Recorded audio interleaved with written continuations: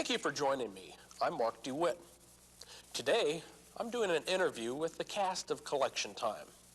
We're going to find out all the gossip of what went on off the set. So, join me as I talk to Brian, Dan, and the star, Aaron Grawl. Collection Time. Thanks for joining me today, Dan, for this interview. Your abilities as a thespian... What'd you call me? Thespian, is what I said, Dan. I found your portrayal as a sniveling... Let me quote this from the Post.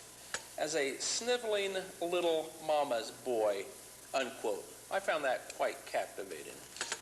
Sorry to interrupt, but the way Aaron, your co-star, pummeled your little ragdoll-like body give the impression of the lack of all masculine qualities, and have for me, personally, brought the role of sissy to never-before heights. Sissy. Brian Edwards.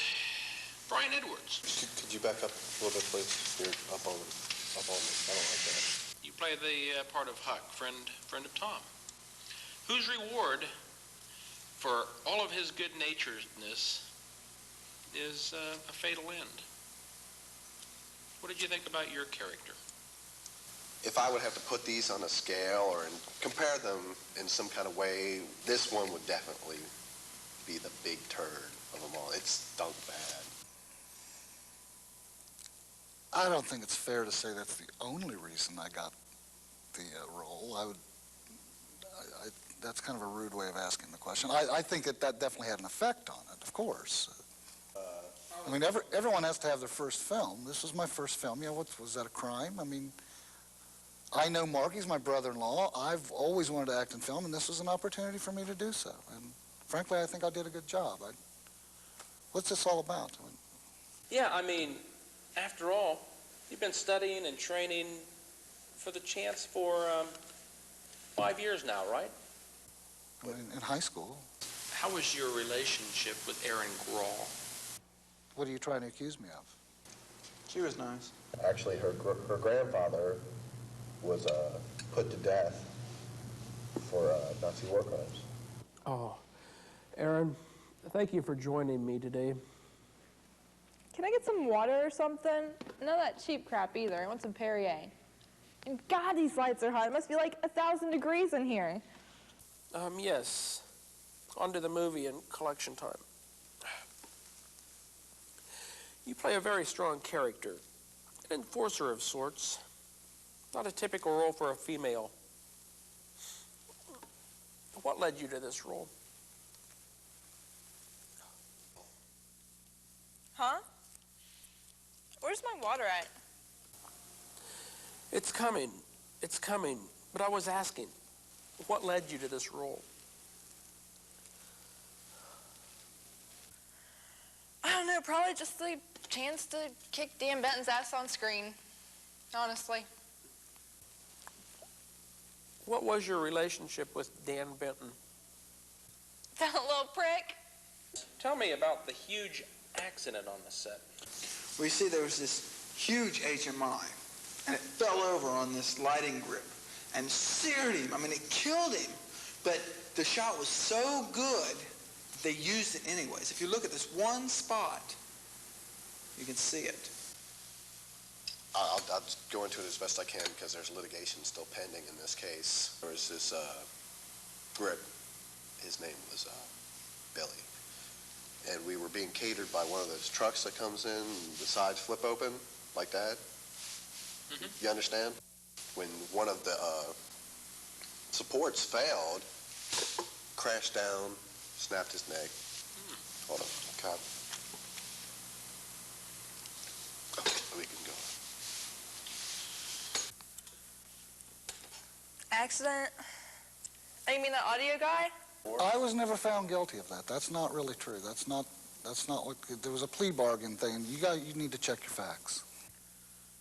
Well, I don't really think the amount of life lost should be a contributing factor to the success of a movie.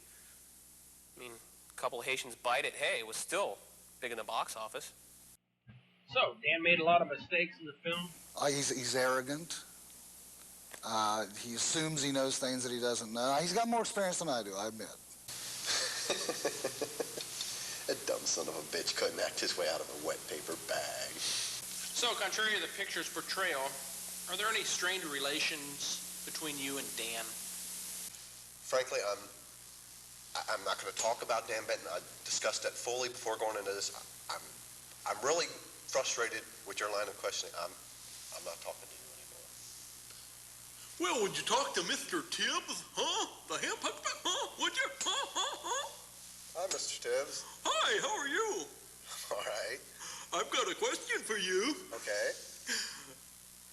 Is it true that you and Dan don't get along? Is it true that throughout the entire production you were stalked? Well, I wouldn't call it stalked, really. Actually, I kind of liked it. That little Dan Benton guy, you know, the one who was in that movie with me, he kept sneaking into my trailer during costume changes. He just always was around.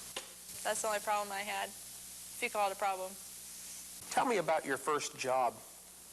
Oh my God! Oh, you brought that up. It was, I don't know if you ever heard of it, Cave Woman from Mars. I was just an extra. If you look way in the background during the orgy scene, I'm in there. When she wasn't on the set, you know, we'd party, and she would share. She was pretty cool. You were not supposed to ask me that question. They told me before I came on the show that there was not going to be one comment made about that. You set my therapy way back. Is it true about the thing with you and Mark Turner and What thing? the makeup artist? You I guys don't follow you. You guys had a, you know. I don't.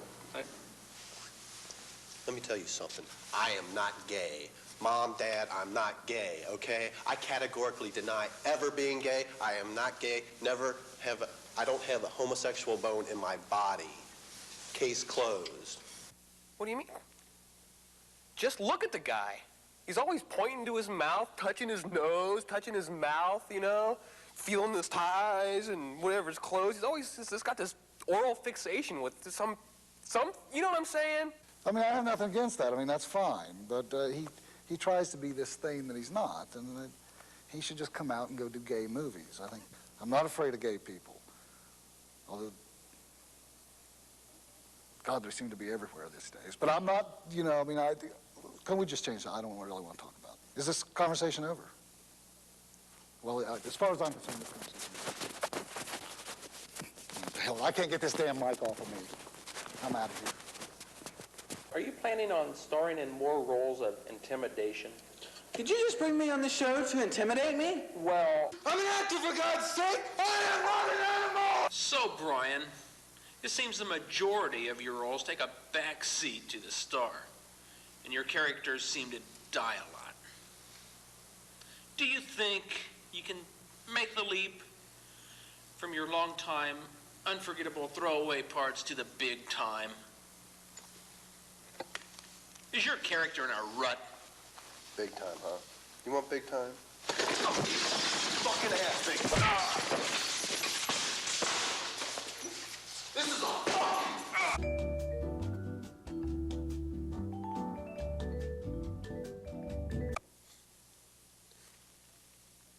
When I started this interview, I thought it'd be fun to dig up the secrets, the deep secrets, the fun secrets of the cast and crew of Collection Time. But what I found out appalls me. Cannibalism, other deaths, homosexual tendencies. It just makes me sick. I'm supposed to read this, how good it was and everything. This makes me sick. This interviewer deeply regrets ever doing this interview. I've had it.